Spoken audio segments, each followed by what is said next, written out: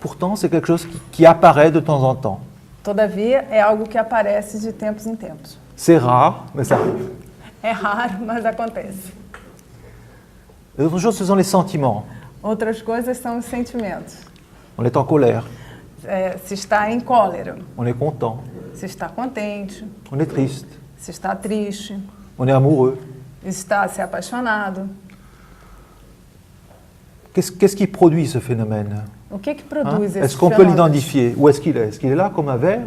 Ah, voilà la passion. Então, é algo que a gente possa Ah, identificar onde ele está. Olha aqui, olha aqui a paixão. On va en consommer un petit peu. Então, vamos beber um pouco. Et pourtant, ces choses qu'on ne peut pas voir, ils semblent parfois exercer une influence sur les personnes. Todavia, essas coisas que a gente não pode ver, elas parecem exercer uma influência. Alors, on va entendre une personne, ah, je suis content, A gente vai ouvir pessoas que vão dizer, eu estou contente, je suis triste pour telle ou telle raison. eu estou triste por essa ou aquela razão. Il a fait ceci, elle a fait cela.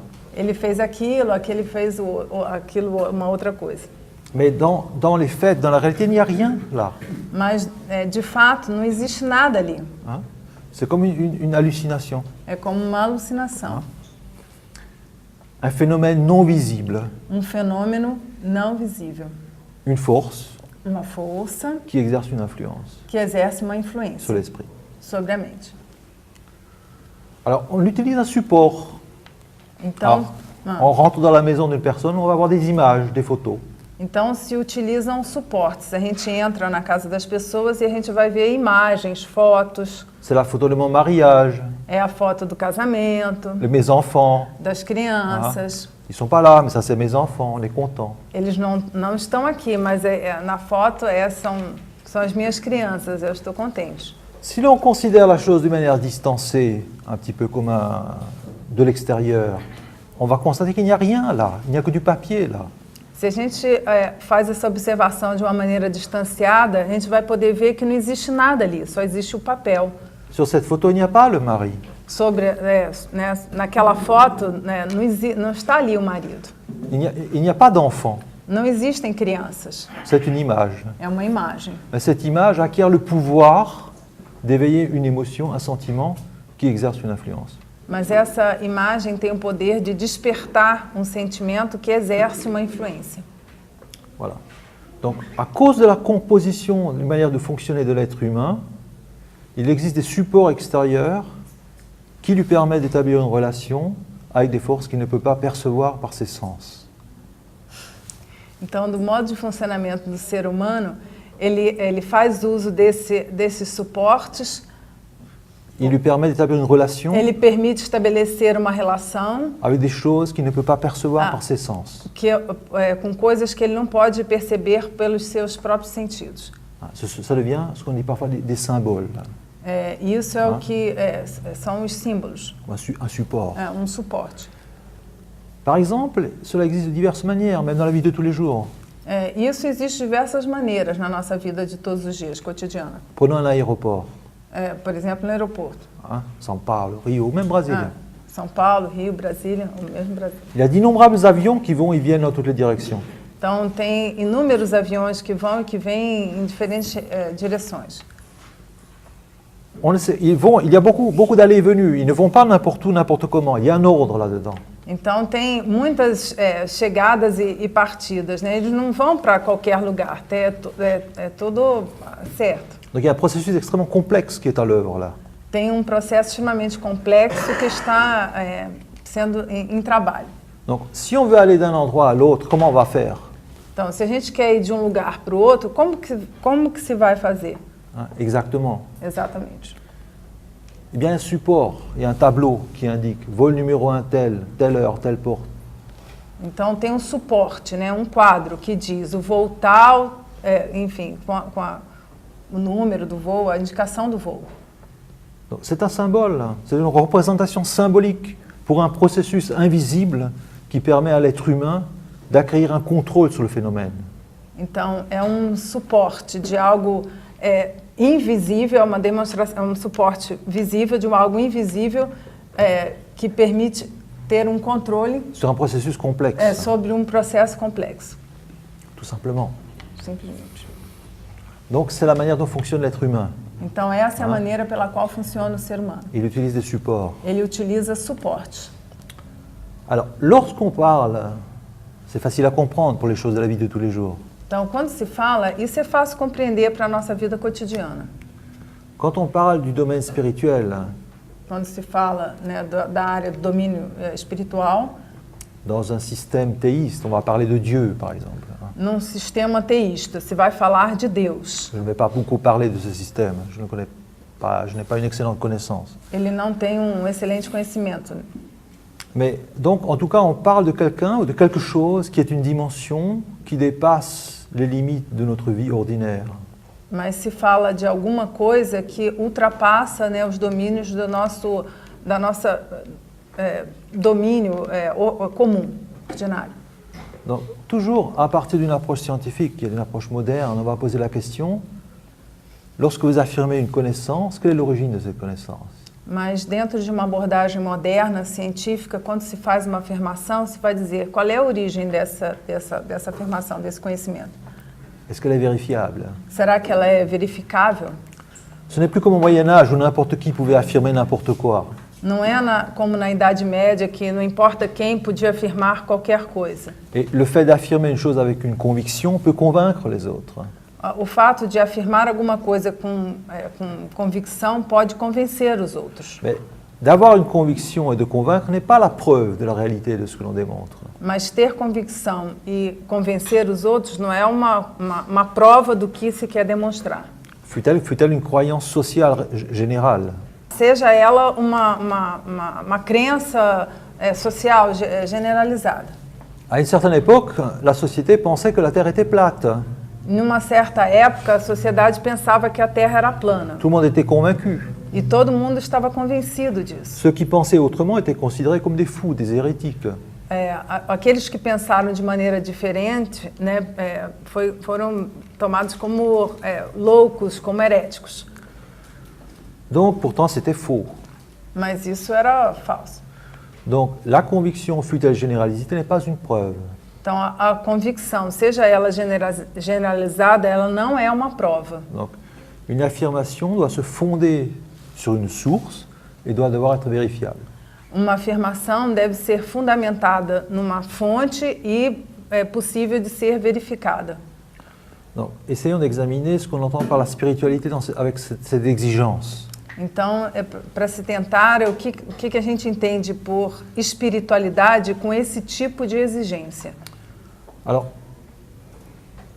commençons par voir le point de vue bouddhiste.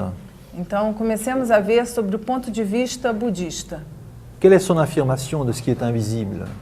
Qual é a sua afirmação do que é invisível? D'abord, le bouddhisme va donner une description du visible. Inicialmente, o budismo vai dar uma descrição do visível. D'une manière, on pourrait dire, comme dans l'approche scientifique, on décrit, on analyse les phénomènes. A gente poderia dizer como na abordagem científica, né? Como se analisam os fenômenos. Mais son objectif n'est pas la technologie. Mas seu objetivo não é a tecnologia. Il examine comment fonctionne, on pourrait dire, l'esprit humain. Ele diz como funciona a mente humana. Et comment se passent ces expériences de la réalité. E como se passam as experiências da realidade. On pourrait classifier ce genre d'approche soit dans la psychologie. A gente pode classificar esse tipo de abordagem, seja na psicologia. Ce genre de questionnement pourrait aussi être très pertinent pour la neurophysiologie. Esse tipo de questionamento é muito pertinente também para a neurofisiologia. L'approche est différente parce qu'elle est plutôt subjective dans le sens qu'elle est faite par le sujet.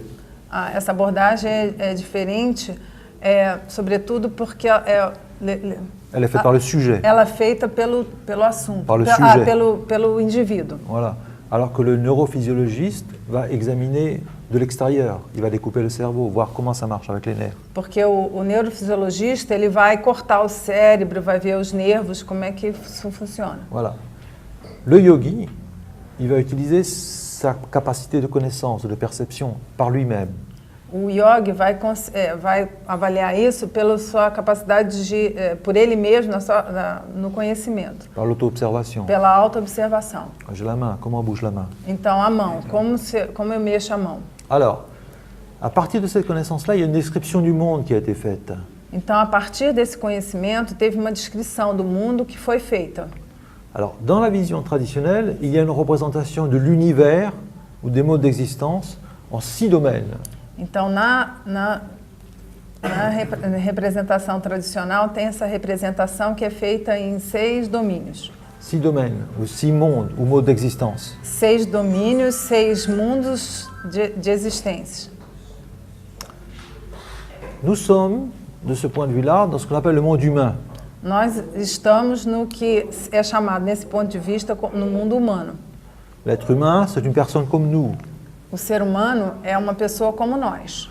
On le rencontre parfois. E nós os encontramos às vezes. Hein? Il y a 2 catégories, il y a les hommes et les femmes. Existem categorias, os homens e as mulheres. L'être humain, il commence sa vie par la naissance. O ser humano começa a sua vida pelo nascimento. Et puis il grandit, c'est un enfant, un jeune adulte. Depois ele cresce, é uma criança, um jovem adulto, um adulto jovem. Ensuite, la vie progresse. Depois a vida progride. Et finalement, à la fin de la vie se termine pour un être humain. Il y a ce qu'on appelle la mort. E aí depois, né, a vida termina e é o que é chamado da morte. C'est une séquence qui est suivie par l'être humain, en général. É uma sequência que é seguida pelo ser humano em geral. Jusqu'à présent, il n'y a pas eu d'exception. Até o presente não existiram exceções. Parfois, certains peuvent penser qu'ils sont éternels. Algumas vezes, alguns podem pensar que são eternos. Mais jusqu'à présent, comme on dit, il n'y a nul être qui soit né, qui ne soit mort. Mas até o presente não existe nenhum ser que tenha nascido que não tenha morrido. Peut-être qu'il y aura une exception, on va voir. Talvez tenha havido alguma exceção, mas vamos ver. Pour le moment, il n'y a pas d'exception. Mas até o momento não existe essa exceção. Donc la vie se termine par la mort. Então, a vida termina com a morte. Généralement, c'est quelque chose qui est rarement contesté. Geralmente é uma coisa que é raramente contestada. On ne le pense pas, on l'ignore, on ne veut pas y penser. Não se quer pensar. Mais ça ne suffit pas pour éradiquer le fait. Mas isso não é o suficiente para erradicar o fato. Alors, d'un point de vue matérialiste, on pourrait dire qu'à la mort, la vie de l'individu se termine. De ponto de vista materialista, se pode dizer que com a morte a vida de um indivíduo se termina. Donc les éléments qui le composent retournent à l'environnement et l'individu, pouf, disparu. Os elementos que o compõem se decompõem, né, no meio ambiente e o indivíduo desaparece. C'est un point de vue. Isso é ponto de vista. Alors, ce qu'on nous explique dans la plupart des traditions spirituelles, c'est que ça ne s'arrête pas comme ça. Ça, c'est ce qu'on pourrait dire une forme de nihilisme. Então, o que se diz nas tradições espirituais que não é bem que se passa. Isso é o nihilismo. Une forme de nihilisme. Après la mort, il n'y a plus rien. Uma forma Terminé. de nihilismo. Out. Depois da morte, está terminado. On est dans la lumière, fini. Out. Se apaga a luz e está terminado. Alors, ce qu'on nous dit dans la plupart des traditions spirituelles, c'est qu'après la mort, l'existence, la vie va continuer. Então, o que se diz na maioria das tradições espirituais é que após a morte a vida vai continuar. Alors, cette continuation d'après la mort, d'abord il faut voir, est-ce qu'on dit oui ou est-ce qu'on dit non? Essa continuação após a morte, é preciso ver se diz sim ou não. Ou alors on pense qu'il n'y a rien après la mort. Ou se pensa, não tem nada depois da morte. Un point de vue. Isso é ponto de vista. Ensuite, si on considère qu'il y a quelque chose après la mort, il y a différentes interprétations. Mas também se considera, né, que existe alguma coisa depois da morte, tem diferentes interpretações. Il y a certains qui vont nous dire après la mort, pour différentes raisons, ou alors c'est le paradis, pour l'éternité. Então, alguns vão dizer que após a morte é o paraíso, para a eternidade, pela eternidade. Si pour d'autres diverses raisons on n'a pas mérité le paradis, c'est l'enfer, pour toujours. Então, se por acaso não se tenha merecido o paraíso, é o inferno, para sempre. D'autres vont nous expliquer qu'on peut passer par différentes vies, progresser constamment vers la lumière. Então, outros vão nos dizer que poderemos progredir constantemente em direção à luz, pour diverses raisons, par différents moyens. por diferentes razões, por diferentes meios. Donc il y a la notion de moyens. Então, existe a noção de meios. Cette notion aussi est importante. Então, essa noção também é importante. C'est que les choses ne se produisent pas sans raison. Que as coisas não se produzem sem razão. Les phénomènes ont une cause, sont produits par une ou plusieurs causes. Então, os fenômenos são produzidos por causas, uma ou várias causas. Pas une cause, je crois qu'il n'existe pas de phénomène qui n'a qu'une cause, ce n'est pas possible. Não existe fenômeno que tenha somente uma causa. Ils ont toujours beaucoup de causes, mais ils ont des causes, ils ne viennent pas sans raison. Então, eles sempre têm muitas causas, mas nunca vêm sem razão. Donc les explications de ces causes sont variables. A explicação dessas causas são variáveis. Donc, dans le point de vue du bouddhisme, d'une grande partie de l'hindouisme, il existe 6 différents grands domaines. Então, dentro do ponto de vista do budismo e também do hinduísmo, existem 6 grandes domínios. Hein? Les mondes supérieurs, les mondes inférieurs. Os mundos superiores e os mundos inferiores. Et on dit, après la mort, on peut renaître dans l'une ou l'autre condition. Após a morte, se pode renascer numa ou noutra condição. Par contre, on nous dit qu'aucune n'est éternelle. Mas aucune être éternel. Então, não se diz que nenhum ser é eterno. Non, aucune condition. Nenhuma condição é eterna. Voilà. Paradis éternel, enfer éternel, on dit que ce n'est pas possible. Então, o paraíso eterno, o inferno eterno, isso não é possível. Pourquoi? Parce qu'un phénomène, une condition est produite par des causes. Por quê? Porque fenômeno é produzido por causas. Pour qu'un résultat soit illimité, il faudrait que la cause soit illimitée. Para que esse resultado seja ilimitado, é necessário que essa causa seja igualmente limitada. Et une cause limitée ne peut produire qu'un résultat limité. Uma causa limitada só pode produzir resultado igualmente limitado. Alors, cette limite peut être très grande, mais elle reste limitée. Esse limite pode ser grande, muito grande, mas ele é limitado.